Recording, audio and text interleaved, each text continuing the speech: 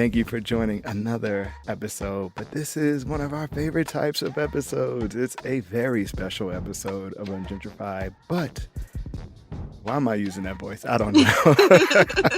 But before we move forward, here is full disclosure, full warning. We are talking about the movie Us in full spoilery detail. So if you have not seen the movie, you need to pause and move on to another episode and come back when you have seen the movie, or when you've heard about the movie, or when you don't care to be spoiled or not, because we're going in. Now that we got that warning out of the way, let's go ahead and bring it back.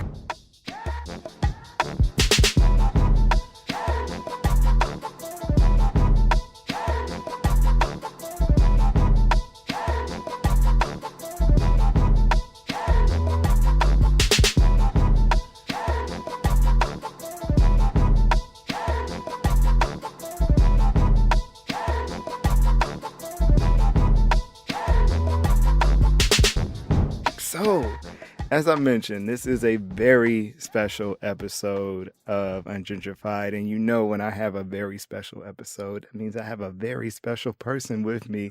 So, without further ado, let me reintroduce my favorite and my best friend. B, what's up, B? Ow, hey, it's me again. I'm back. Hi, you couldn't get rid of me. You may remember B from such episodes as the Insecure recaps from last season. Are we doing that this year? I think we should. I mean, I hope so. I feel like it's been a really long time since I saw that show, but I'm super glad to see Issa out here making movies, and so she's still around. But yes, I will be back if you invite me back. Yeah, that was fun. It really turned into a thing, and I'm glad it did. And I think it made it so that your listeners got to know you a little bit better, because I know you better than most, and so I spilled all your deets out there. That is true. I think those episodes gave a different side to Kent that people got to see, and your less professional side. And we laughed a lot. We laughed a lot in those episodes. We did, and we're laughing now, even though this is like a very serious recap. But yeah, so if you enjoy today's episode, I would suggest you go back and listen to the Insecure recaps. They're still up. And laugh along with us as we recap the last season of Insecure. But we're back today because B and I are self-identified horror buffs and horror critics. We come from the school of 80s and 90s horror, so we have our knowledge. It's there. I'll just say that it's well intact. And I think we come from the same school of Jordan Peele as far as horror references. Know. That's true. And when you asked me to do this, I kept thinking back to the fact that, yes, I think I mentioned that we thought we were going to be the next, like, Timbaland and Missy, but we also thought we were going to be, like, the next, like, horror version of Spike Lee. Like, we thought we were gonna be, like these total like film heads. Like, you were writing and directing. We even did like our own horror movie in your where you used to live. They were building like track housing and like military track housing, and we totally filmed a like mini short horror movie back in the day, back in high school. And shout out to Zyger Show, class of 99, that we did do like a film class there. And Kent also, like, we had like a senior play, and Kent wrote and acted in that. I was just an actress, but you wrote like a big part of that play. And so I wrote the second half of that play. Yeah, so we thought we were going to be somebody in the industry. Hey, it could still happen. It could still happen. I mean, we're only 80, but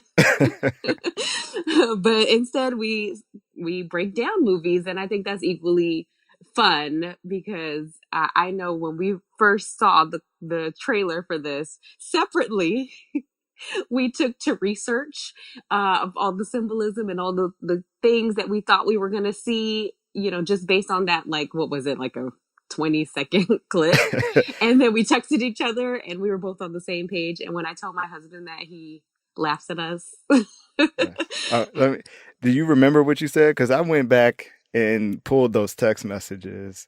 Okay, spoiler alert. I don't have an iPhone anymore. I wanted to, but my phone is broken and shattered into a million pieces. And so I kind of remember what you said and I kind of remember what I said, but just not the big long paragraph that I wrote you. So, but I So, still think, I know you told me that I was like dead wrong, but I still think I was like on the right track. okay. So here I'm gonna read our text messages Oh from my Christmas gosh. time because that was when the trailer came out. I think it was Christmas Eve or Christmas Day. Hmm. Um, but here's what I said. I said we know that music is always key in his movies, as evidenced in Get Out. So there's a reason why I got 5 on it was used. There are 4 family members. Who's the 5th? Also, early on, young sister in the song says that the song is about drugs. And then we see mom helping the son catch the beat. The son also wanders off later in the trailer, and we learn that mom, which is in this case Adelaide, is super protective of him. My assumption is that the son is quote unquote unique, maybe autistic. From there, my assumption is that the family is doing something to help the boy and it backfires. And with We Are Our Own Worst Enemy and Watch Yourself being taglines for the movie, it's something around being two different people with good intentions. But as we know, the road to hell is paved with good intentions. Either way, I'm super excited and we'll be there opening day. And then you said 2 things we see very early and in every scene with the others are rabbits and scissors. Symbolism for rabbits is abundance and opulence. Clearly, they're affluent. He's buying a boat. They vacation with these white people. Okay, uh, cut out all the like bad stuff. Mom is trying to get the boy on beat. The scissors represent the cutting of the thread of life. I'm thinking they're losing their own selves or their culture or what they consider the worst part of themselves to fit in with the Joneses. They say one of them must die so that the other can survive. I think it's about black folks getting rid of their quote unquote blackness. And we see the white lady, but maybe she's really black and has already cut that side out of her or some demented thing. And you did also research like the symbolism of scissors and like the untethering and things of that nature. Uh, but yeah, so that was our mindset. What, We're 3 months way ago? deeper than hey, this was really deep also. If you've at this point done any research or like looked and saw what other people have said or what Jordan has said himself, I am very proud of myself that I waited until after watching the movie because I love I love looking things up, but I'm glad I didn't. And so there was a lot of symbolism, but I think our movie would have been good too. Yeah, I going back, I love my idea of, it being a movie that hits on drugging up our children and for making them easy to acclimate to society. I love that idea. Shoot, Now, Jordan might listen to this and make another movie. Maybe that's right, one of the new Twilight Zone right. episodes. But yeah, I do like our theories and they do. I mean, like I even though they're not like spot on, I do still see similarities. Maybe if you like reverse the wording or like skew it a little bit, it does have relation to what actually happened too. But we did a lot with that little 15 Yeah, second we clip. we went in as the rest of the internet did when that trailer came out. So I think Mhm. everybody, Jordan really set us up, and one of the taglines is "We are our worst enemy," and it shows because I think not only you and I, but everybody else who was a fan of Get Out came into us with the like ready to roll, had their eyeglasses ready, their thinking caps Their on, notepads. right, like looking for every little thing. And I think it changed how we watched the movie versus people who may have been coming with a clean slate. Um, and once I realized halfway through the movie that I was doing that, I tried to I tried to quell it, and it was still going on. I did that too. Like, even though you gave me the heads up, I appreciate the heads up of not go like overthinking, you know, like just kind of like going in. I couldn't take my mind off of that. So like in the beginning, when they're doing the flashback of the Hands Across America, I'm like looking, I'm like looking everywhere. I'm looking at the VHS tapes. Like, what are those tapes? Like, what do they say? Like, what's in the commercial? What's happening in the commercial? Like, I still was doing that, but I couldn't help it. Yeah. Yeah, I was the same way. I came in like I said, looking for every little piece of something, trying to build my case essentially. As I Well, you was are working a my lawyer. right. But yeah, I was just like, nope, can't let it go. Because this is not it's not Get Out. So I think if you have friends who have not seen the movie yet, the best advice you can give them without spoiling it is to tell them to get out of the idea that it's Get Out, Yeah. and try to come into it with a clean slate, because it's hard to to do it. It's hard to separate, what got us here. The reason why we're excited about us is because of Get Out, and because of why it made us think, and all of the Easter eggs that were in it, and things that we were finding out, even months down the line. This happened a little bit with this. I had an aha moment. It was kind of like a funny aha, not like a deep philosophical aha, but I had it yesterday on my way home, because I will say this: I have thought about the movie pretty consistently since I saw it. So I saw it Thursday night. So you saw it last night, so it's still fresh on your brain and It is. mine, but it Like is I was up definitely all lingered. night thinking. I woke up thinking about damn Adelaide. No. But hey, it's only because my fancy theater was sold out on the nights that I wanted to see it. So it's not because I wasn't trying to get there. Yeah, yeah. I like how, I don't know if this is a new thing, but movies now, like the day before they come out, you can catch an early screening the night before. So it wasn't like super packed. I went to the super black theater around my way, but it was packed enough in there. I got in there like 10 minutes early and I'm still able to find a good seat. But once the movie started, it was full. Like I said, I bought my ticket ahead of time at the fancy theater, so my seats was waiting for me when I got there. I can't be scrounging for seats. Yeah, I bought my tickets Tuesday, but yeah, I rolled up there right before. And this is one of the movies I said it's super black. It didn't have the reserved seating, so it was fight or flight when you get in there. Yeah, nah, ain't nobody got time for that. I'm the Adelaide. I'm already living in the light. So okay, so we learned very early. Well, the first thing we see when the movie starts rolling is this little tidbit about these thousands of miles of tunnels that live underneath us that most people have no idea about, that have been abandoned and unused for who knows how long. So coming into that, I knew, okay, maybe this is not going in the direction that I had theorized. But Drugs, tunnels. right, That's the hey, same. I'm still holding on to hope. But I was like, okay, this is clearly here for a reason. He's putting us in this mindset. Then we see the Hands Across America thing, and I remember that as an '80s kid. Do I you didn't. really remember? Like that excited me when I saw the Hands Across America. That was so cool. I loved that. Or were you like in Germany or something? No, no, I was still in the States. Because that was like when we were 5 or 6. So, I remember that, and then, but I didn't know about all of the hullabaloo and Like craziness the that went on. charity. Yeah, I didn't know Yeah, I about didn't that. either. Because I'm almost positive. Because I was, I wasn't as affluent as I am, as middle class as I am now. I'm pretty sure my mama didn't pay the $10 to have us stand downstairs and hold hands with strangers. I think we saw a big lot of people, and we were like, "Hey, let's go downstairs," because we lived in Long Beach at the time, and we lived on Ocean Boulevard. So we saw everybody lining up, and we went down there and did it also. But I don't really. I know we didn't pay no money. Yeah. It's kind of like the ice bucket challenge where people were just doing it and forgot the whole part about giving the money to charity. Yeah, I'm pretty sure we just no hungry people got fed from us. Yeah. So here's a little back story on Hands Across America. So in the '80s, the guy who also did We Are the World, who put that together in '85, had another idea to do Hands Across America, where everybody would pay $10, which would go to charity, and do this big symbolic effort of having this long chain of humanity from sea to shining sea, and had this be this big symbolic moment. So, it was fun. People got into it. They raised $34 million.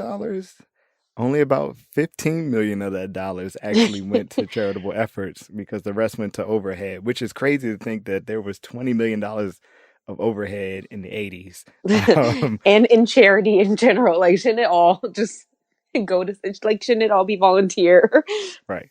I wouldn't be surprised if this now takes like a deep dive into the monies distribution that happened because of that. That might Is this like be a fire festival for Hands right. Across America?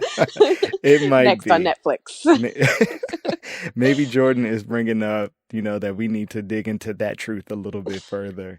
And that's the true horror of us, is that this money was, misallocated for folks. But Mm-hmm. yeah, that's a little background on Hands Across America. So that kind of sets the scene too for how we enter the movie. It's the mid '80s, post Hands Across America, and uh, little Adelaide is at the carnival with her parents, and just kind of we learn that she's kind of aloof, and that her parents are in their own kind of mindset, kind of bickering with one another. More so, mom is bickering with the dad, and dad's just Hey now. Dad is Wait, probably doing some things that as little Adelaide doesn't realize that right. he's doing. Yeah. Don't blame It the mom. well, it read as though like it almost read as if they were estranged, and this was one of the times when dad popped up out of nowhere to hang with his daughter. And that was why she was just kind of off about it. But who knows? We don't get We too don't much get that. backstory. We don't get all of that. We just get that the parents are annoyed with each other and this incident takes them over the edge for sure. Yes. So aloof Adelaide kind of falls off while mom walks away. I think she goes to the bathroom, and dad's playing a game. He's caught up in the game, and Adelaide just starts walking off, and something draws her to this house of mirrors on the beach, like down the steps. She went a very long way to She get down did, there. and I was like, she should be murdered at this point. Like this is the '80s. Kids are on milk cartons. Like, Right. she should be gone. And I, just like a side note, I love that the House of Mirrors back in the day was like totally inappropriate, and it was the shamans. Right. Like House of Mirrors, and then in present day they changed it to the wizard. I totally love that. Yes, yes. I caught that too. I thought that was hilarious. And it made me think of Big, the Tom Hanks movie Big, where Hmm. it was like the machine that read your mind, and it was like a shaman in there. But it gave that kind of vibe. So she goes into this house of mirrors that's not being monitored by anybody. Who's taking the Right? Like they tickets don't to know. get in Okay, there? I was thinking that too. Just random place to go in with, and it's nighttime too. Like, what time Right. does this carnival close? Yeah, and there's nobody else in there. So, of course, in the house of mirror, it's very disorienting. You see reflections of yourself. You don't know where to go. It's part maze, part, mirror effect. And Adelaide's in there. She's having a good time until she decides she's not. And then she's ready to go. She starts whistling. I don't know, to call out the crazies. Like, why would you whistle? Like, come find me, murderers. Yeah, hey killer, right here. Yeah, some of these things, I think Jordan's black side wasn't paying attention. And maybe it's a childlike innocence that we don't have as a viewer anymore. Maybe that's why we were frustrated with that. But Yeah, because in the '80s, people was following sounds, yeah, whereas in the in the 2019s, people are like sound opposite direction. yeah, I don't know, but I was just like, yeah, okay, this isn't going well. Hmm. So she's looking for an exit, and of course, the exit sign is being reflected everywhere. And she backs into what she thinks is a mirror. and turns around to find out that the reflection is not a reflection at all. And camera cuts there and brings us to present day. And we meet the Wilsons, which is adult Adelaide, Gabe, who is her husband, played by Winston Duke. I love And that name. My next child, if I have another child, is Winston Duke. Winston, oh, just the whole name. The whole name and everything. And then Jason and Zora, which are the children. Jason's like preteen, Zora's probably 15ish, I would Yeah, say. because Yeah, she is she was 15. chomping at the bit to drive. Yes, yes. So yeah, she was in fact 15. And they're on their way to the summer house that they have, or the vacation house that In seems like it's Santa been, Cruz, yeah. yeah, it's been in the family for quite some time because um this was the same place that Adelaide went as a kid. So knowing that, and now knowing what happened to her as a kid, we understand her apprehension about going up there. But they go every year Yeah, too, because he even said like last year we didn't get to go and go to the beach or whatever. What's the point of having this house if we don't get to enjoy these right. things? Yeah. And I think, what was it? Did they say? I think he said they went every year and they never went to the beach. I don't know if it Yeah, was just that one year. but 15 years in, Right. I'm putting my foot down. We're going to the beach. And this was the first year that they went since Grandma died, which to me was important. So I don't know if you felt any importance in that little tidbit. I mean, I noted it, but I didn't. I was waiting for some kind of relation, like some kind of, like for it to like materialize, and Hmm. I didn't ever really see anything. Yeah, me neither. But so I pulled something from it. Overthinking. Right. But I immediately went to that mode. I was like, oh, it's the first year since Grandma had to hit. Oh, okay. So I'm looking at like all of the pictures in the house I did and too. stuff like that. And yeah, like you said, there's just nothing there. Hmm. So the thing that I have about the mother was, um, and we'll get into this later. I'll put a pin in that, and we'll get to a little about 10 minutes and more into the movie. But so it's the first time they've been up there since Grandma passed, and Gabe is adamant about, nah, we beaching today. Like we rolling to the beach. My peoples is there. We're gonna have a good time. Get over it. Hmm. But with a nice kind of Humpty Flumpty dad kind of way. Like Yeah, because he was cracking jokes the whole time. the whole time. I mean, up until being half murdered, he was still cracking jokes. Yeah, to me, all the way throughout, he was still Yeah, because cracking jokes. even when they was like in okay, even later on, yes, he was still making jokes, and they was like, she was looking at him. That's why I said, don't blame the mom. She was looking at him the way I look at my husband when I'm like, are you serious? I can never get that time back in my life that you just made that stupid joke. Like, let's just move on.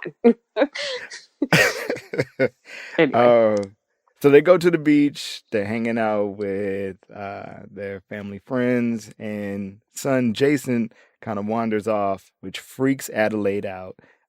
She's already on edge because they're hanging out right where Everything exactly where. happened. Yeah. Because she's not even drinking rosé with her friends. She's like, Mm-mm. nah, I need to be sober. I need to keep my wits about me. I don't even feel like talking to you right now. Like, I Right. need to be aware of my surroundings. Right. And the family that they're hanging out with has twins, which is of course very on the nose for the theme of this movie. But Hmm. Jason, who's building a tunnel, another thing that jumped out to me, since we As opposed to learned, like a castle, right. like a normal person. Right. He's building a castle. The twins from the other family mess it up, and he goes wandering off to go to the bathroom, which is coincidentally near the mirror house. And he sees our first kind of interaction with one of the tethered or the shadow people. They were using multiple terms for them, Hmm. but he doesn't know it yet, and we kind of don't know it either. But looking back at it now, this was kind of like someone who showed up to work early. Yes. So, oh, then I forgot about that. He's so silly. when we are going through the carnival with young Adelaide, she sees a young guy who has the um the scripture Jeremiah 11:11, which of course then 11:11 is another indication of duplicates. In this case, it's four, um, and of course we're dealing with a family of four. But Jeremiah 11:11 is that's So, right. so it's therefore thus saith the Lord, behold, I will bring evil upon them, which they shall not be able to escape. And though they shall cry unto me, I will not hearken unto them. Like if they call for me, you on your own. Right, right. So we get that as a symbol, and of course that sends people spinning too, probably. But I didn't bust out my phone. I couldn't I recall didn't. that scripture offhand. My Um, church days are not as frequent as I like. yeah, but I know it's important. I know it is Right. important. Um, Well, you but know, it was important also just because that she sees this.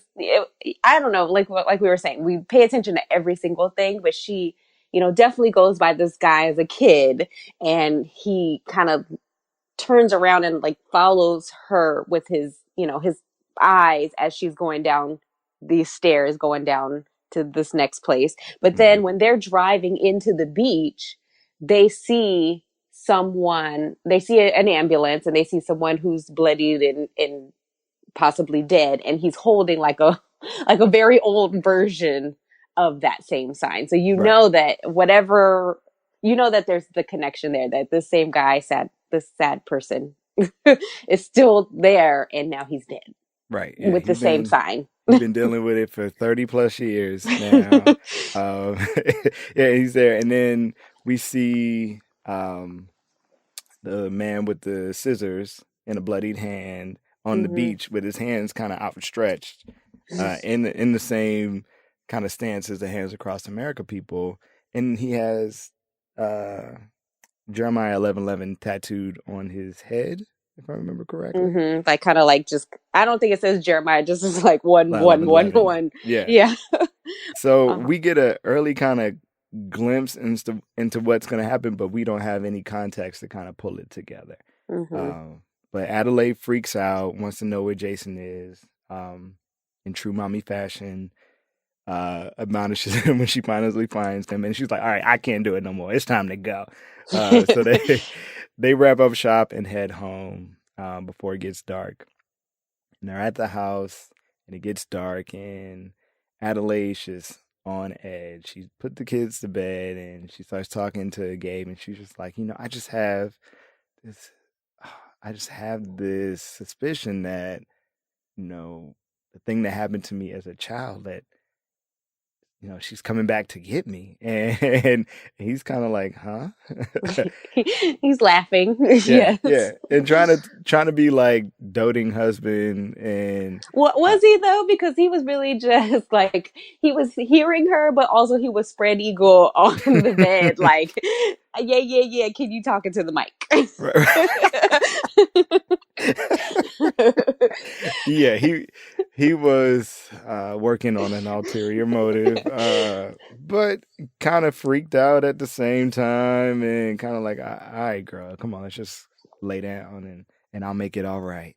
Um, Yeah, because I mean, as she at first she tried to be vague about it, like something feels off, but then she was like, "Well, this thing happened to me." Like she just dives right in. This right, thing happened to me when I was a kid here, and I feel like, have you ever felt like this thing is following you and it's about to catch up to you? And it made me laugh. It made everyone laugh that he was like, "Well, hey, if she looks like you, I could take her." right. I could beat her ass.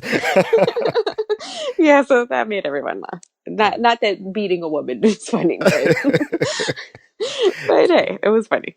Yeah, yeah. But his efforts don't work, and she's still super tense. And then the power goes out, which of course is a common horror movie trope. But Hmm. power goes out. The kids are of course aware that the power has gone out, even though they're supposed to be asleep. And Jason, the son, comes in. He's like, "Hey, there's a family outside." Just very calm about it. Hey, there's a family outside. Mm-hmm. And of course, this sends Adelaide into a tizzy. Um, Gabe goes outside to see what's going on, which is like, why would we do this? Well, Adelaide goes right into the Calling appropriate mode. 911. Right, calling 911. Oh, how long they gonna be here? 14 minutes. I All could have right. sworn they said 2 minutes at first. I was like, oh, that's not bad. He could like go out there and vamp a little bit, like, but no, 14 minutes you can't do that. You in trouble. Mm-mm.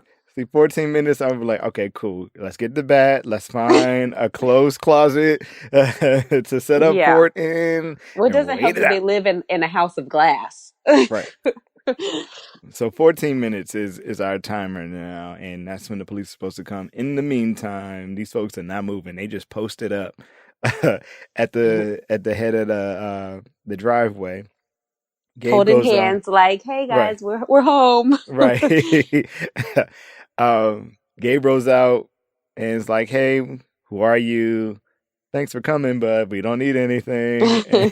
And they don't move. Then he decides to blacken it up a little bit and come out with a bat. I love how he made his voice all deep, like, Right. Hey. "You want to get crazy?" Because the deep voice definitely scares people off. Right. Well, it does scare. Never mind. It definitely didn't scare them. It No. it did tick them off though. And they put the move on the house, and all of a sudden they making their way towards the spot. And I did like how everybody kind of galvanized really quick. Like the sister was like, "Oh, you need a bat? Here it is. Well, the Put my son shoes was on. All like, right, cool." yeah, she did, but the son. He was like, "Bat? What's a bat?" Right. He was like, "What's happening, guys?" So clearly, Jason and Gabe are of the same ilk, and they work in the same mindset. But the women of the family were ready to roll. Yeah. They were down for whatever was about to come down. So the mysterious family or group of people descends upon the house, and we find out that these four people are, in fact, exact doppelgangers of the Wilson family. I love a And doppelganger story. yes. Do you remember that movie, Doppelganger? I do, with Drew Barrymore. Yes. Yes, I do. Random Yes. movie. Uh-huh. That was how that word came into like my lexicon Me too. as a teenager. uh, but yeah, so now we're presented finally with what we've seen in the trailers. And for me, it took a while to get here. One of the issues I had with the whole movie was like, I felt we could have shaved like 10 or 15 minutes off of this movie and made it much tighter. The pacing to me just was not there to amp up the suspense. And I always go into a movie looking at like how long the runtime is. So I was like, ooh, all right, we've been at this slow pace setting it up for like 30, 35 minutes now. We only got 90 minutes of carnage to roll through. I need all of the carnage. But so we're finally here, and I think everybody at this point in the audience is ready to get rolling. Yeah. Like, who are they? Because we already know that they're coming. From the Right. commercial, so we know that they're coming. Why are they here? Like, boom, tell me why they're here. Obviously, we're not going to get 100% of that answer right away, but like, why are we as the audience here? Maybe like, can we at least get that part? And that's when the monologue starts, where Red starts to kind of like give like a I want to say like a half-ass version of why this is all happening. Yeah, it's Yeah. very vague. And then we get the now classic shot of like the wide-eyed and the tear dropping down the face that happened in Get Out. We also get it here with Lupita and us. But we hear Red for the first time, and Red is Adelaide's doppelganger. I've also heard her referred to as Badelaide Oh, I over the like weekend. that. Yeah, so Adelaide and Badelaide. Mhm. And she talks in this very kind of gravelly, almost like grasping for air kind of voice. And I learned that it was intentional. Lupita based that off of a condition called spasmodic dysphonia. So that was where she got the inspiration for that voice. But This very gravelly voice, and like you said, just kind of vaguely explains why she's here, and it's basically to fuck shit up. Well, not only that, it's like to say, it actually, if you look back, it does kind of like tell more of the story, but she's just like, well, while you were living your life, I was getting the underside, the nasty dark version, like when you found the love of your life, I was paired with this dude that whether I wanted to be with him or not, Right. while you were giving birth. um she said something about the first one, but the second one is the one I remember the most, where she was like, you had to have an emergency C-section, but I had to cut my baby out myself. So Hmm. like all the things that could be like, oh, they maybe are great or not as great. They're horrific down there. And to say like, oh, every time you have like a delicious meal, I'm eating raw bloody rabbit. Right. Which is like, I don't want to know what that does to the body, but apparently it keeps you pretty, pretty limber, pretty intact. Sound minded. Right. So, hey, maybe that may be the new diet craze. Who knows? Oh, good. Nah. But yeah, she sets it up that like, I'm coming to get what's mine. You've Hmm. enjoyed this enough. It's my turn. And this is where we kind of get the first moment where I'm like, oh, is this where we're going? Is this where he's taking us? Where Gabe asks, like, who are you? And Red responds, we're Americans. And I was like, Yeah. okay. Right. I was like, oh, like, and after that, no lie, I kept hearing Childish Gambino, like in my mind, like every once in a while when there was like silence, I was like, this is America. I know it has nothing to do with this, but that's just all I kept thinking from them saying that. Right. Yeah, I was just like, oh, okay. So he lied to us because Jordan very early on tried to tell us to get out of Get Out and that this was a separate thing and that he just kept saying this is a horror movie. Leave it at that.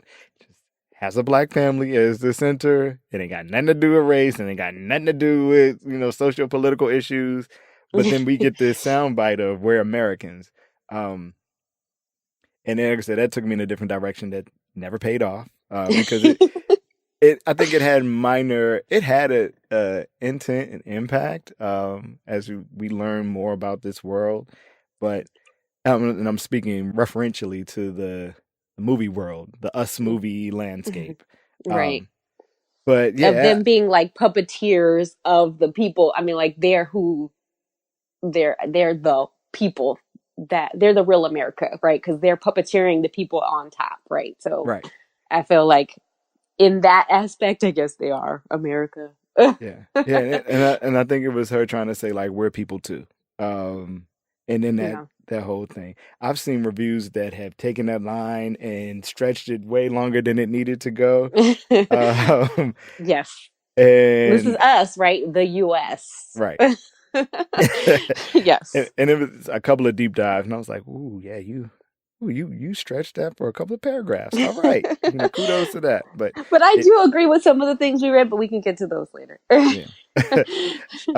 And now it kind of sets off. We see Adelaide getting handcuffed by Badelaide uh, to the table, and Badelaide kind of sicks the doppelgangers, or we'll call them the tethered, onto the rest of the family. So, well, at this point, Gabe has already been kind of hemmed up by Abraham, which is his doppelganger.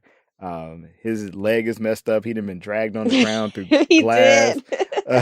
I thought he was going to catch a bat to the head. I did. I thought he was dead from the commercial. Remember, I said like Yeah, clearly, clearly, Lupita is the star of this movie. She makes it to the sunlight. I was like, but he gets beat down in the driveway, so I think he's dead.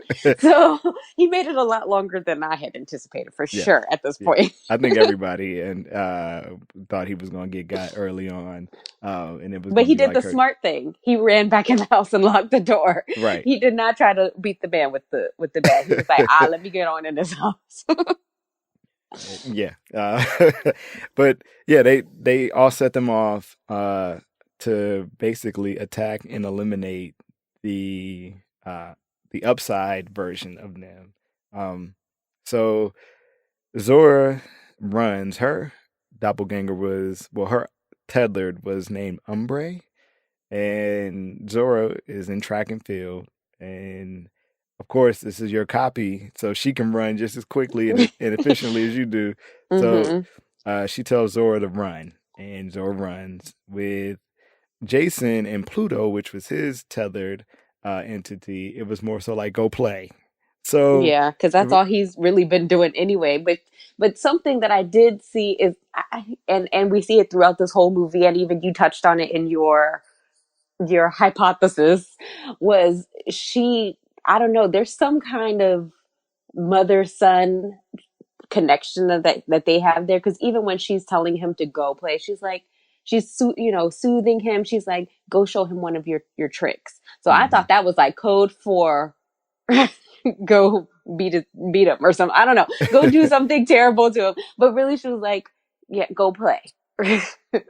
and go show him one of your tricks. Like, maybe he could get that lighter thing that he was doing to work, which didn't work all this whole time, right, right? Like that was his magic trick that hadn't been working. So that, to me, that was weird. Not weird, but like they have some kind of thing between them. right. Yeah, because it was his entry to meeting his tethered person was very soft compared to everybody else's. It was like, okay, run, because she's gonna chase you and kill you. Uh, Right. Gabe, go get got by Abraham, because we You know you already took done. a bat to the leg. Right, we know it's in game for you. But Yeah. Jason was like, hey, go hang out, go chill for a Hmm. little bit. And then Adelaide and Red or Battleator have been left alone together. I guess to kind of hash out whatever issues they have with one another, have a sister to sister moment, have a Uh-huh. come to Jesus moment, which ended up not happening because as we learn, everybody goes off on their separate corners and things don't work out as planned. Hmm. Umbre does not kill Zora. Jason is able to kind of escape Pluto by doing the same thing that happened to him earlier in the movie, where he got locked into a closet, and uh, Gabe is actually able to best Abraham on the boat that he got, um, and kind of kill him off that way. Yeah, he's the first one taken down. Yes, Was Abraham's dude. He so horrifically murdered him with the propeller of the that cheesy boat, yes. which had me gasping. I was like, "Oh, that was disgusting." But the movie itself wasn't super gory or bloody or anything. It wasn't. I'm So glad. yeah, so I do have an issue with Jordan referring to it as a horror film. I felt like it was more so psychological thriller than horror, because there really weren't any like jump scares or any kind of terrifying movies. Nobody screamed in my theater at all. Well, the owl, when it came out, and that kind of was scary. Yeah, yeah, but it was like that was really the only kind of jump scare. It didn't have the tenets of like a horror movie. Well, okay, but listen, Jordan is clearly different than the horror of today, which is blood and guts and gore. And and I do get your point about like it not being like super scary, but it's like scary in the way of, old, like 80s or 70s even, because obviously his influences are like Stephen King and like all the different things. Like for Get Out, it was Stepford Wives. hmm He's mentioned Psycho, which all they, even though they were like really scary, they didn't show a ton of gore, or they did show more jump scary type things, but that's like an old trope. Like if he were to do that, people would complain, I Yeah. And maybe it's old me, but I was looking for that to kind think. of keep us going through the movie, especially when we had that very kind of slow crawl towards the space that we're at now in the movie. Uh, Hmm. but yeah, I just felt I didn't get that part of the experience in the movie. Um, it was something I was looking for, and it wasn't there because he was like, "No, this is a horror movie." So I was like, "Okay, I'm coming in with that mindset," and it wasn't there for me. But I've been reading people who are like, "It's the scariest movie I've ever seen." I was like, "Man, I need to go see the movie in whatever theater they were watching because Right. it Because didn't I hit think like that for me." Candyman is like the scariest movie I've ever seen. Because that could just happen in your bathroom. Like Right. that could just happen out of anywhere. Mhm. So yeah, everybody's fighting there.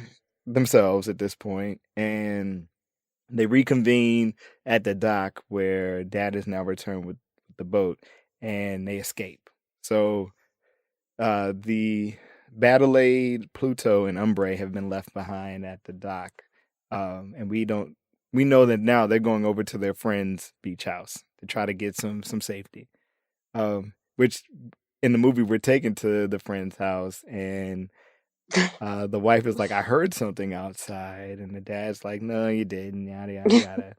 Um, he goes outside to check, or no, before he goes outside to check, they're attacked by their doppelgangers. So now we're like, "Oh, wait a minute, hold up, It's not just the black yeah, folks, it's happening to other folks too. yeah, it's happening to other folks," and this happens before the whole family of Wilsons gets there. So we're like, "Oh." Shit, they're about to encounter some stuff when they get there. So Hmm. the whole family is murdered, the twins and a husband and wife. And By that, get taken down quick. yeah, I think though the reason why is because there wasn't this whole, okay, well maybe I shouldn't go into all of that, but there was obviously like more going on with Adelaide and Adelaide than these people. It was more just like get in and murder. right, Like I don't need to give you a whole spiel. right. And now knowing what we do know about the movie, because Red can speak, she has some things to get off her chest, Yeah. whereas the other ones are just following a plan. Um, but yeah, they get knocked off very quickly, and now we're on kind of pins and needles because we know that the Wilsons are making their way there, and we don't know what they're going to encounter. So immediately when they get there, they know something's off, and they walk to the door. I think Adelaide walks to the door, and the husband, that doppelganger husband, opens the door, and she's just like, "Nah," but she knows. Like She knows, you not the lazy Josh from before. right? And she hits him in the head with like a The poker. fire poker. Yeah, the Hmm. fire poker, which doesn't uh, knock them off completely. But now they're on alert that it's more than they've been putting onto the secret that the audience has, that it's not just them being attacked. This is a bigger thing than what they thought. Hmm. Um, so they go in and kind of take care of the family in there, even though they do get attacked briefly. The son and the daughter kind of show up and handle things, taking Yeah, care they of the, do. the twins, and helping the mom out with her friend, with a doppelganger of her friend. Yeah, because at this point, they had snatched her into the house, Hmm. and then they handcuffed her to the bed Right. while they were all creepy. Yeah. And looking back on that scene now, it makes me wonder if they were all aware that this was the one person that they were supposed to hold on Like, to. and bring back and not murder right away. Right. Right. Yeah. I just thought about that now. I didn't think about that at the time. But yeah, Adelaide is handcuffed again to a bed now, and the family is murdering off the doppelgangers of their friends, and the kids end up taking care of the wife who this is confusing. Taking care of the wife, and they get Adelaide freed, and they start to watch TV and find out that this Because that's when they realized, they were like, wait, it happened here too. I wonder if it's happening anywhere else. And then right. that's when smart people, they turned the TV on, because I think I would have still just been in my silo. Like, how can I save myself? Right, right. Yeah, so they turn on TV and find out that this is happening countrywide. And oh, we forgot to talk about the use of "Fuck the Police" as a song that was I don't know playing. how. Uh, but of course, the police have not shown up anywhere. Because we were in that house for more than 14 minutes. Yeah. And the police did not show up then. Them lights wasn't even showing up as they were leaving on the boat. Like, ain't nobody No. come. No one was coming to save you. Right. And I thought it was fun. So Kitty and Josh, Hmm. they have a home assistant, an Alexa, but her name is Olivia? Ophelia. Ophelia, right. And so she's That's how the Fuck the Police came on. Was she was asking for Ophelia to call the police, and Ophelia just plays really good music. She ain't even listening. She, like Alexa, she doesn't. She's not very smart. She don't do nothing you ask her to do. She does the exact opposite, and Right. so that's when she plays that as she's being murdered. Yeah, and like you said, it set up the thing that like nobody's gonna save you. You got to get out of here yourself. Mm-hmm.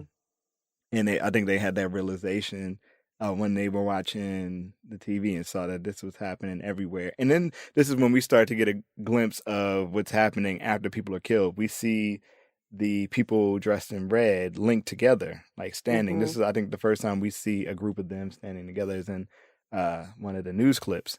So this kind of shifts the dynamic of the story because now it's like, oh, it's not something we're dealing with ourselves. This is something that is bigger than us. And now what the hell are we going to do? We thought we had escaped our evil by coming here, and then we discovered that the evil was bigger than us, and now we've discovered it's everybody dealing with this. And Um, this is where Abraham's like, "Oh, let's just stay here forever," and right. Adelaide is like, "Nah, we got to get ghosts. We got to get away from all of this." Yeah. And now they need to like find a plan to get further. So they want to go to Mexico. Right. Yeah. Which is a long way from Santa Cruz. It Um, is. I asked Alexa last night like how far it was. how far away was it? Well, the first time she told me it was a day and a half. So I was like, okay, She lying. she pulled an Ophelia on me and was Right. not paying no attention to what I was asking. So because we were like, is it closer to go to Canada or is it closer to go to Mexico? So we asked her again, and she said it was, I think like 8 hours or something like 8 that. hours. Okay, yeah, that sounds about right. I had to Uh, specifically say Tijuana. right. Yeah, that sounds a little bit better. Okay. But yeah, so she's ready to be on the move. She's like, nah, they gonna come for me regardless. Like they know that they supposed to be looking for me. So she's coming up under a different lens than everybody else. Like it's all about Hmm. her at this moment. She wants to save her family, yes, but she knows that there's a bigger issue at hand here. Um, so they leave. At this point, Adelaide's still handcuffed together by hands.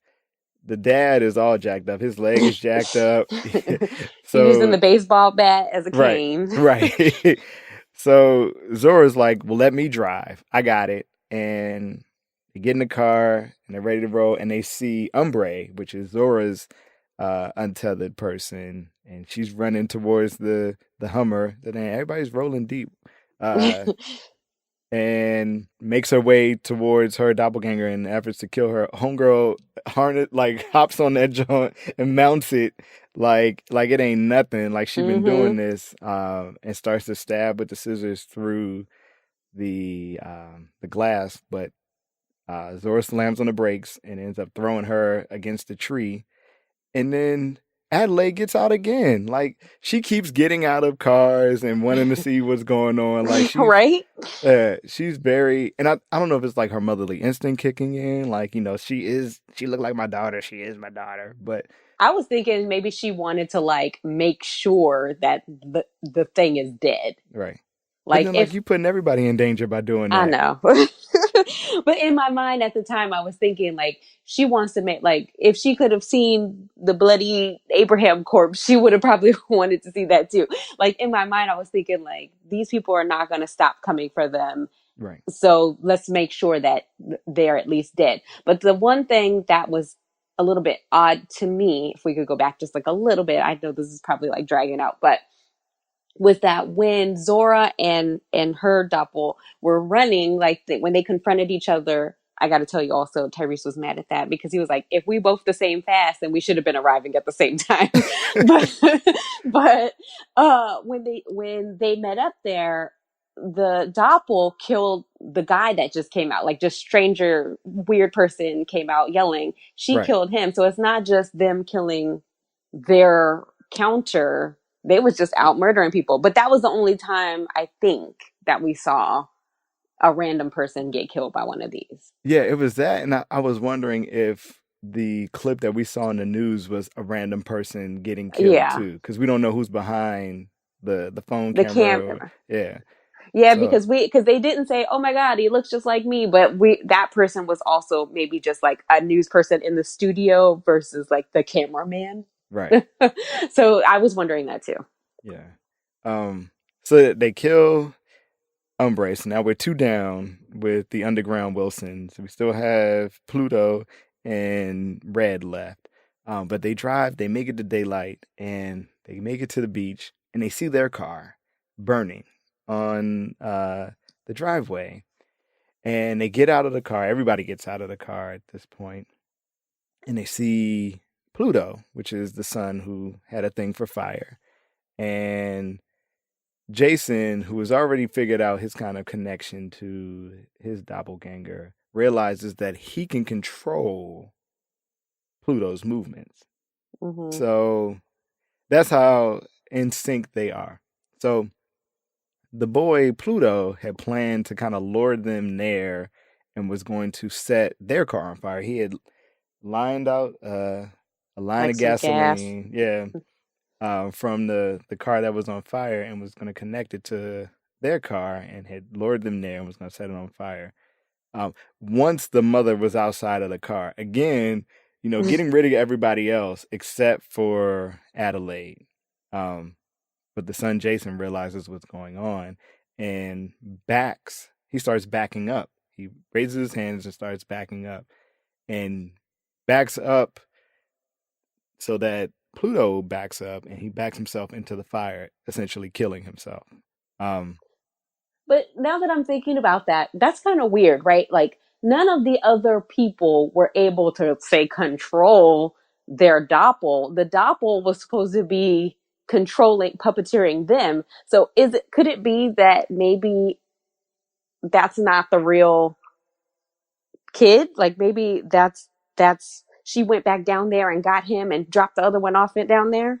and see, I saw this. So people were theorizing about this in reviews that is Jason an escapee from the Tether crew too.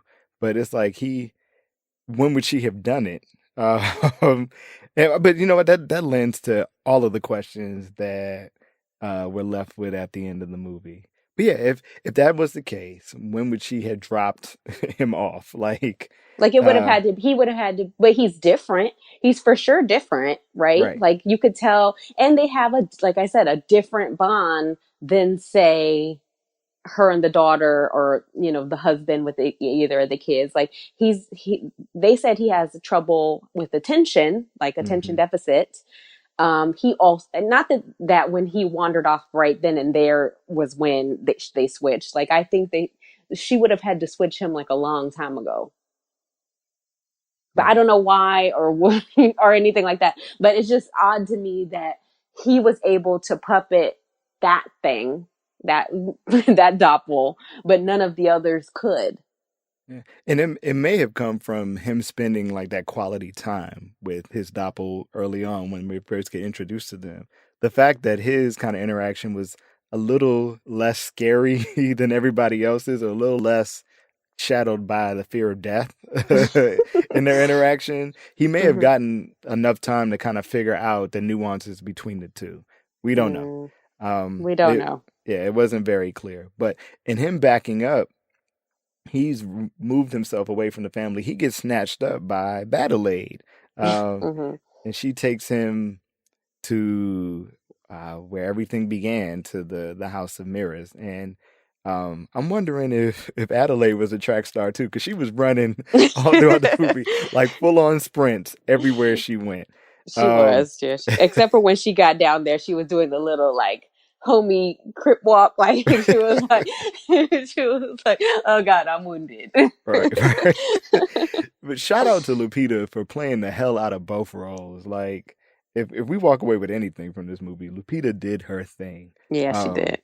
yeah, and going back now and reading other people's like reviews and picking up on things or seeing things that they picked up on, like even the nuances as to how she was very graceful as Adelaide versus very kind of um almost robotic as Hmm. Red Yeah. in her approach. Uh so yeah, I loved that. Was the thing I was like, yeah, I definitely walked away feeling hype about that. Well, But they even said, like, when I read that, Jordan said he when she was battling, he didn't even want to like say anything to her because she stayed in character whenever she was playing that part. She stayed in character the whole time with even the voice, and so Mhm. he didn't even want to tell her like that something needed to be reshot or something was wrong. He was like, "How do you even approach?" He was like, "I was scared I was gonna die." So she did. She really played that part well. Yes.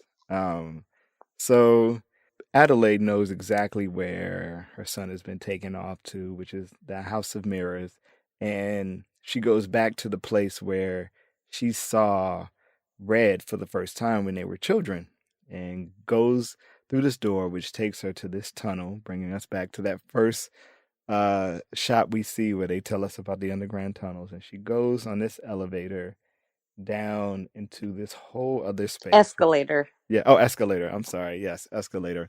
Um, into this whole other space, and we get to see more of, I guess, Tetherworld. I don't know, Shadowland. Um, but what's happening down there is kind of a mirror representation of what's happening above, but with a lot less of the fun. So so they replay kind of what happened to Adelaide as a kid, and we see those same people in the underground, like they're clones of them. Um, Like if but someone was gracefully feeding you, grapes, somebody down there was like shoving meat pockets in your face, like right, rabbit down your mouth. right. If you were on a roller coaster, y'all were just in line, like bumping next to each other. In a Um, doorway. right. So it was very mundane, very unlike the above. But all of these things were still happening in tandem with one another. So we start to learn more about the connection between the underworld and the upworld. And this is the point in every horror movie or every mystery or thriller where the the antagonist kind of lays it all out in that monologue about why they're doing it and their intent behind it. And we learn, which is kind of the aha of the movie, that when Adelaide and Red met as kids, Adelaide didn't leave the House of Mirrors. Hmm. Red attacked her and drug her down to Shadowland and switched out the shirt that she was wearing, which was a Michael Jackson Thriller shirt, and went back up. Well, handcuffed her, the original Adelaide, to the bed in the Tetherland, and walked right back up to that House of Mirrors and assumed life as Adelaide. So, Hmm. who we've learned to be Adelaide is actually Red.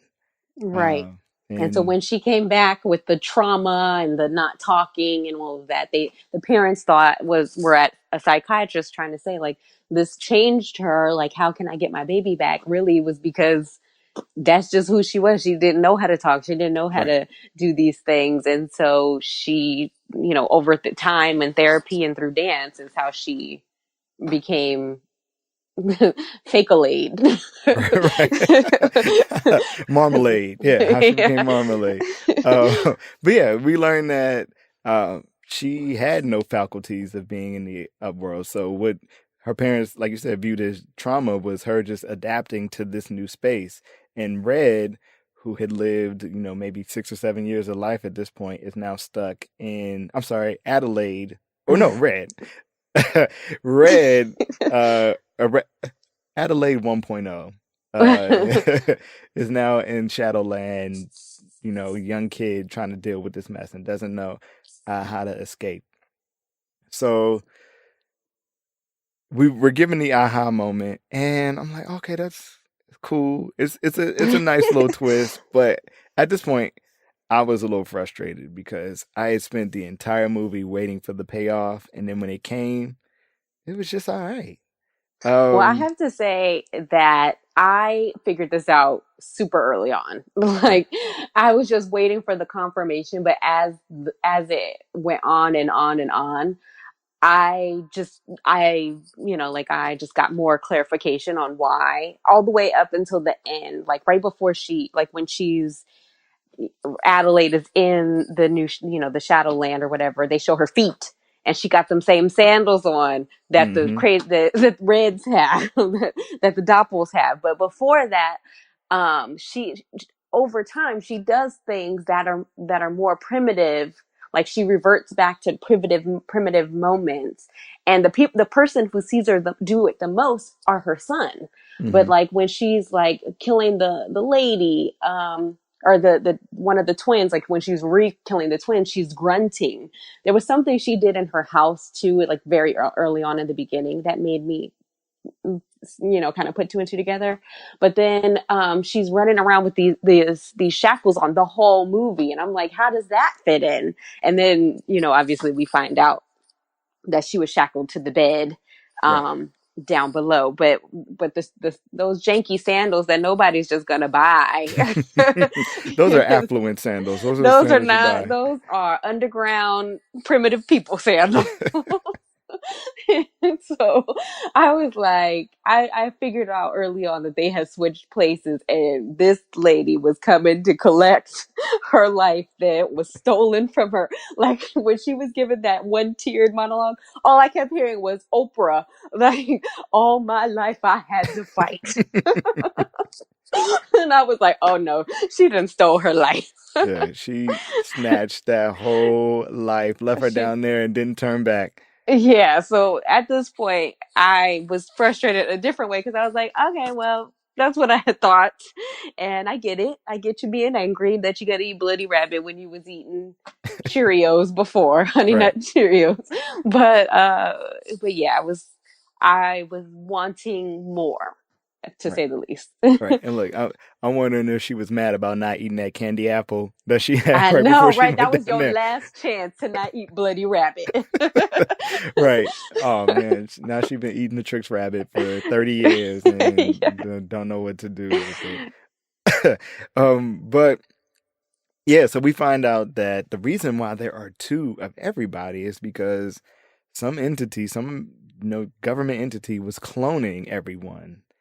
And that the project ended at some point. It had to have ended in the last 10 or 12 years because Jason has a clone as well. So we don't know when it ended, but they stopped it at some point.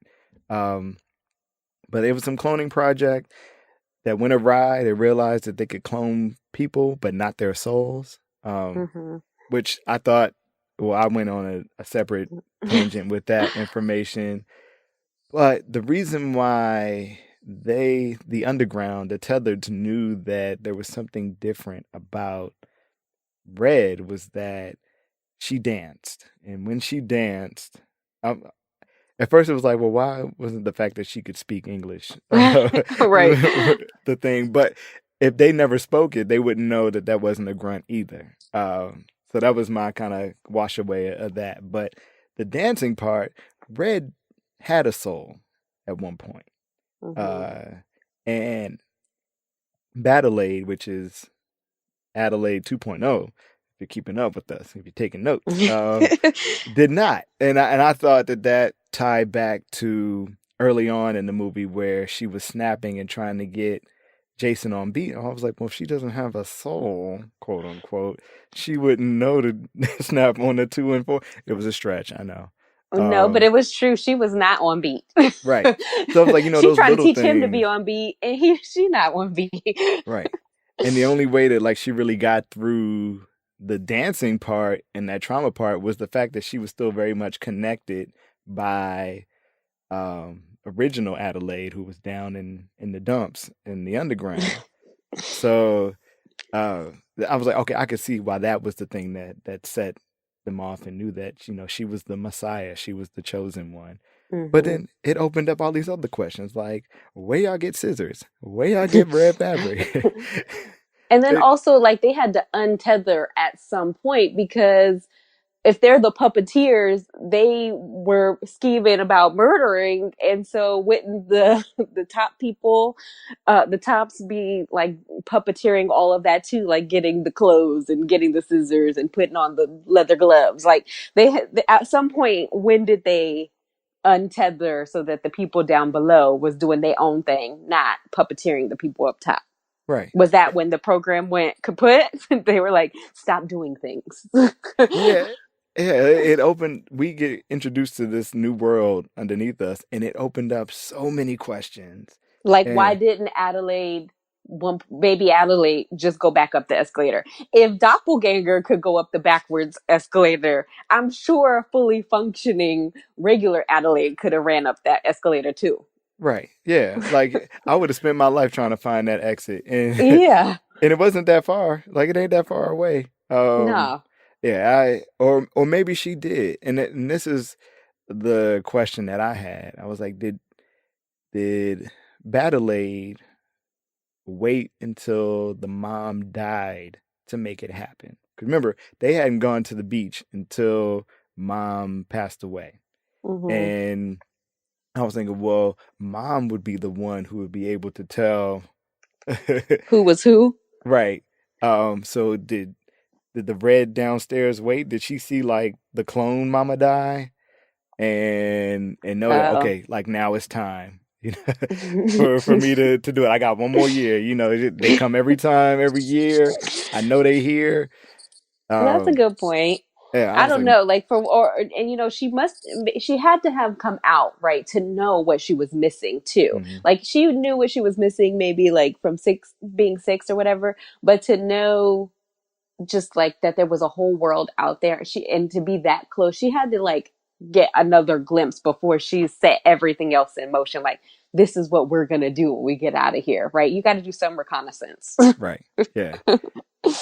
Yeah, we don't know. Like, I'm gonna get into We don't more of the know. questions that we have later on, but there's this moment between Adelaide 1 and Adelaide 2 because they're essentially the same at this point. And the Adelaide that we've come to know as real Adelaide um, kills Red.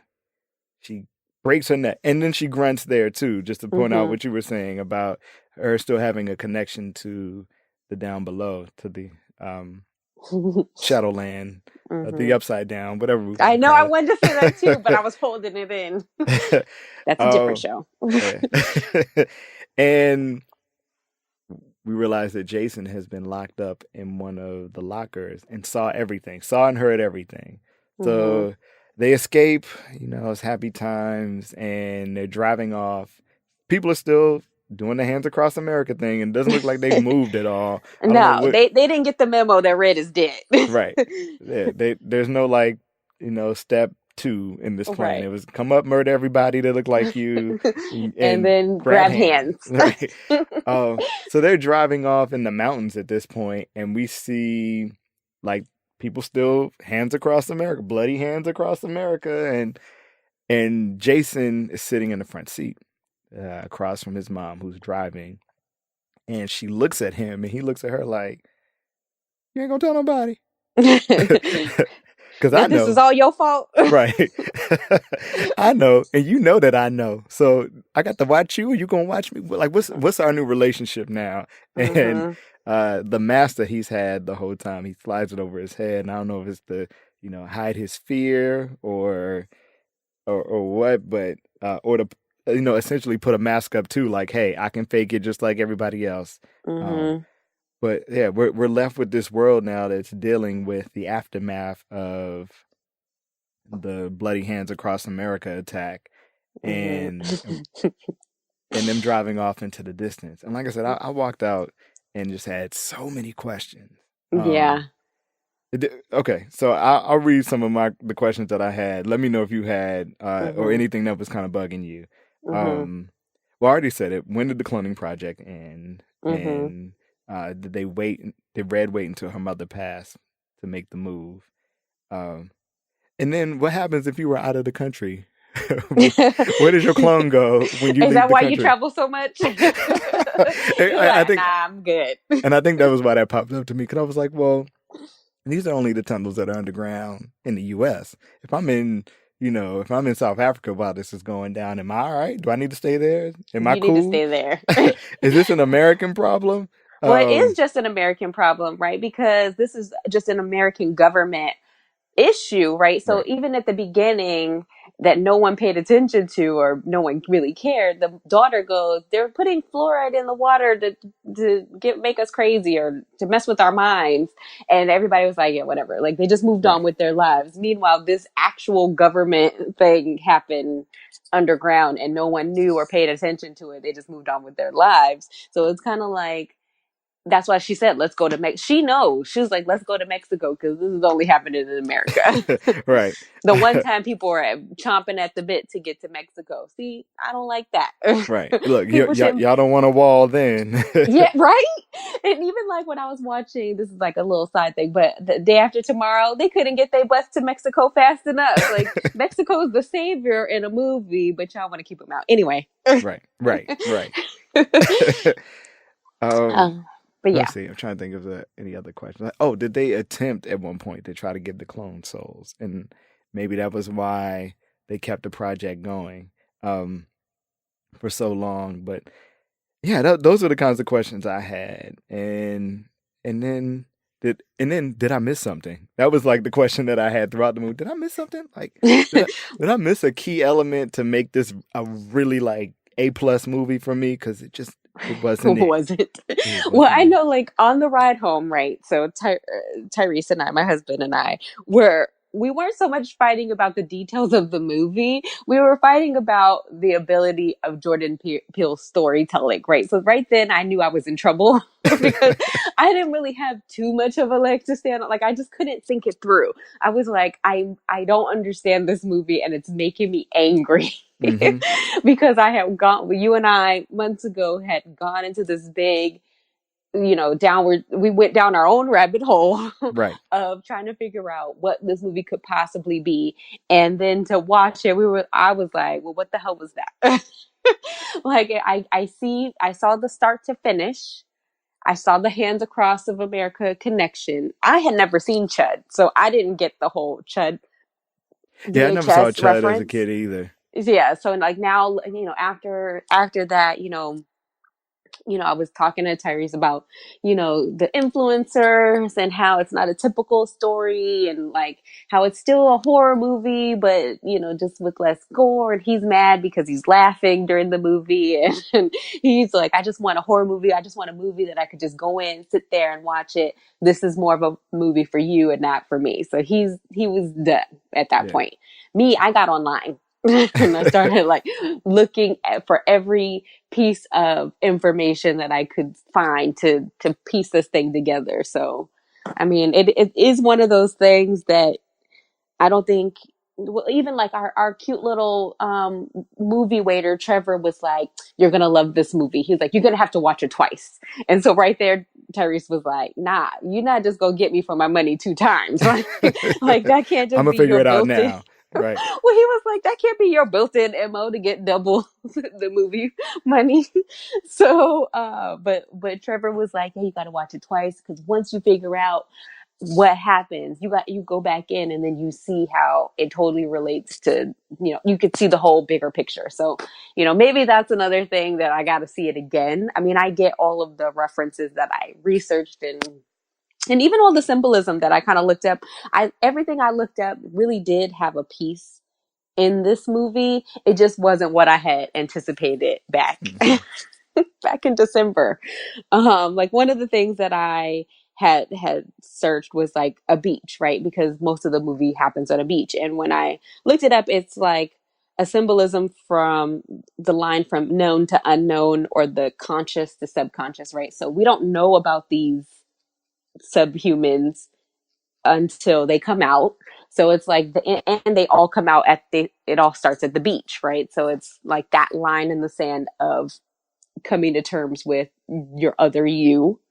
Obviously scissors played a huge role. So, cutting that tethering, like they named themselves the tether or, Mm-hmm. or Adelaide or Red. It gets Battle confusing, people. named them the tether because she sees, this is something that needs to be cut out. This bad thing that needs to be cut out. And then also red, her being named red, and then the color red symbolizes primal life forces. So you're taking it back to like primitive times or like subhuman. So I think a lot of he lays a lot of stuff out. And if you care to do the, if you care to deep dive and go back to high school and, take some poetry and deconstruct it, then I think there are a lot of things there, and there are a lot of things left up to interpretation. It's just whether or not that's your shtick. Yeah. And whether or not like the movie really required that. Like Get Out, it added to the movie. Like, oh yeah, Mm-hmm. this means this means that. But here you can watch it and like I said, come in with a completely clean slate, devoid of symbolism, and it still kind of be the same movie. Mm-hmm. Um so like I said, I was frustrated with people talking about, oh, it's so deep and oh the elements and oh he really went there with the symbolism. And I was just like, nah, nah. It's just Nah. it's a straightforward. To me, it was a Twilight Zone episode, so it got me hyped for him doing the Twilight Zone reboot. Wait, are you going to pay for CBS Access? I don't know about that. Or is there like some underground that we need to talk about where I can watch Yeah, these two? Because we'll talk we offline. because we were both really excited when we saw that he was doing rebooting the Twilight Zone, and to me, that's the kind of artist he is, and what speaks to me too, because that's what I mean, on 4th of July, my mom always had the Twilight Zone marathon on, so I grew up with that, and I enjoy not necessarily horror, but scary movies that do have a subtext, like Hmm. Night of the Living Dead, right? Like that's like has a whole subtext. It's not just zombie killing. For people to have said that this is a movie about the haves and the have-nots, or like, you know, being able to like not think about those that are less fortunate than you until you're confronted with that, face to face, that downtrodden lifestyle, like in your face, like that does speak to what people kind of deal with now, like the girl saying the government is doing this and nobody cares about it, but now when you face to face with your murdering doppelganger, it makes sense to you now that you pay attention to what's going on in your water. Right. So I do like that. I think it's like a very small thing to base a whole 2 hours on. Yeah. And like I said, that's why I say it felt like it would be a great Twilight Zone episode and not a 2 hour movie. Um, Yeah.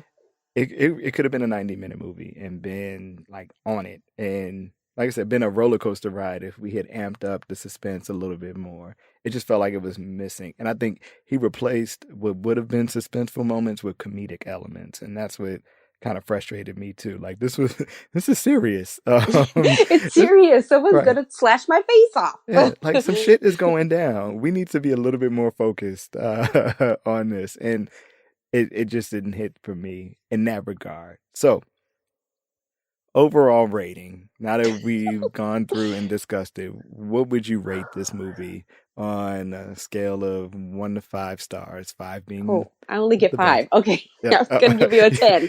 Okay. A 10-star rating, not like a 10. Yeah. So last night I definitely gave it like half. So it would have been a 2.5 last night. But after like really think, like the fact that it actually made me think a lot more, whether or not I'm right or whether or not, it's thinly veiled, I enjoyed the journey of trying to figure it out. Hmm. I give it like a I give it a 3 3/4. Three and three quarters. Like a Um, 4. I'm closer to a 4, but I feel like a 4 is really high. yeah. I think I'm with you with the 3 and 3 quarters. If I were to give it a letter grade, it would be like a B minus. Yeah. Uh, so because it had all of the parts, it just didn't use all of the parts, and that's why And it he gets a had B to minus. know going in that people had the bar was so high for this to be amazing. Like, I mean, just how much was it so hyped just from hearing I got 5 on it like right away. Like I think it also tapped into our youth, like our childhood. Like when I heard I got 5 on, I was jamming like from Hmm. the commercials. So I feel like the bar was so high. I don't want to ding him because I set myself up I Right. was glad that you kind of gave me a heads up to like, don't, take it down. Yeah.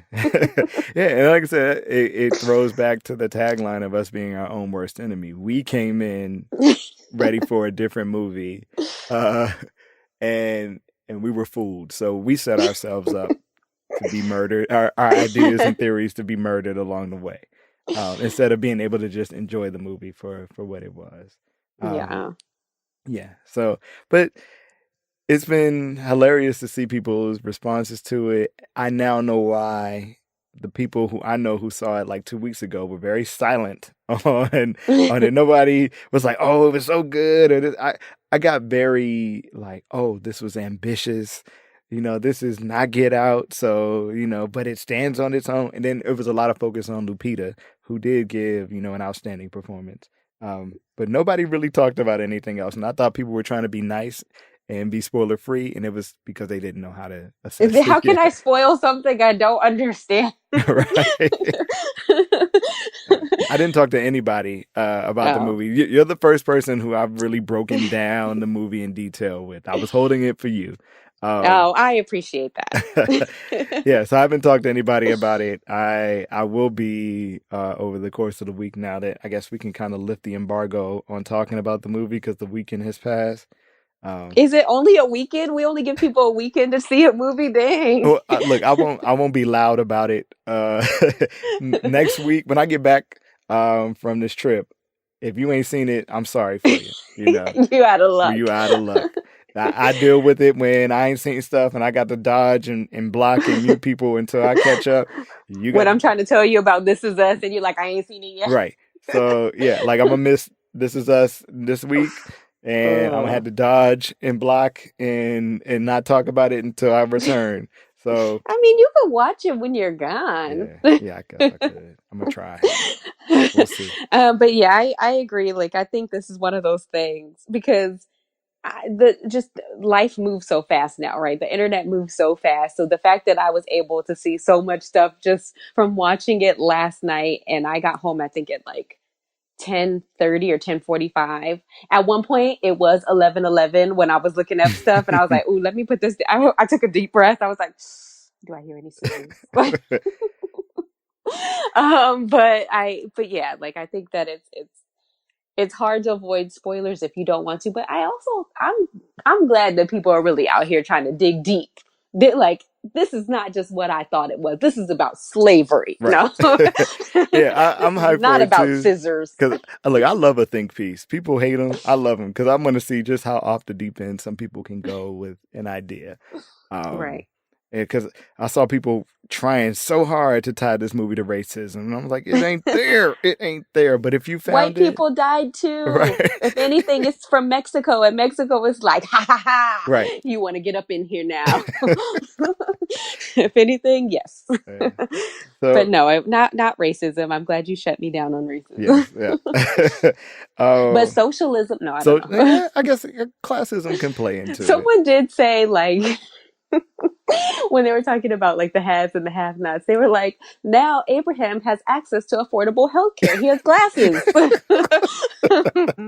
I was like, whoa. I think I had told you, was that the person that I had sent you last night? Shadow and Act recap. If you really want to, I mean, I know our deep dive was really deep, but if you really want like a line by line recap, if you feel like reading it, Shadow and Act did a really great job, and I enjoyed Yeah, reading that yeah, recap. that was very I did read that. It was a very detailed It was. overview of I the was movie. trying not to like take any of those because I was like, yes, I see that. Ooh, I see that too. Ooh, that's a good idea. But I was like, if I'm gonna be recapping this tomorrow, I can't be taking all those ideas. Right, right.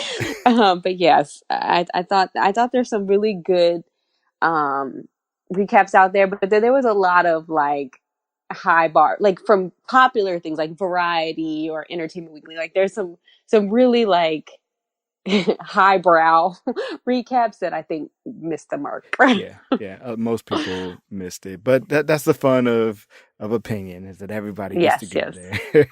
We might have missed the mark. Oh yeah, I want to hear Jordan. I want in like 2 months. I want Jordan to come through and be like, "Thank you guys for all of your fan fiction, but that is not what this movie was about." yeah. I do want to Try ask again. him, like, was she offbeat because she had no soul? I'm gonna tweet him that and see if he You should. responds. Well, you're probably not gonna get an answer Yeah, not yet. today. Yeah, yeah. You're gonna have to wait a week.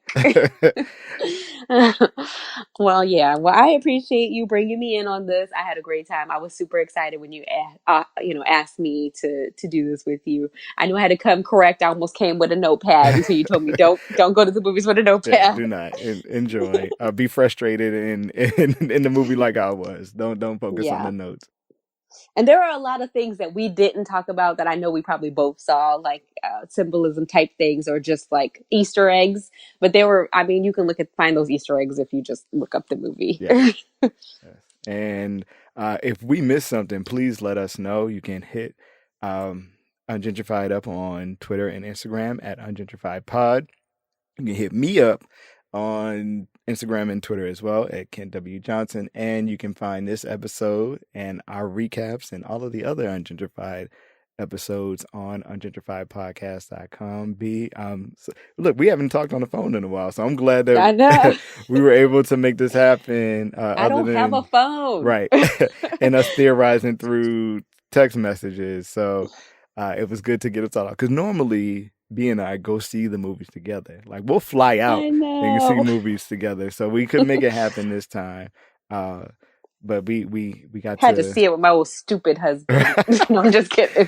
But we got to memorialize our conversation in this podcast. So I'm thankful for that. And I can come back and listen to it and laugh. and how we too made a lot out of nothing and theorizing about this movie. All right, you guys. So check us out next time. We'll be coming back for the next season of Insecure. So hopefully this holds you off from our banter until then. Of course, I appreciate your ears and hopefully can appreciate your thumbs as you enter in a review on Apple Podcasts or wherever you may listen. And tell a friend. That also helps me out immensely if you enjoyed this episode or another episode of the podcast. But until next time, we'll see you later. Peace. Bye.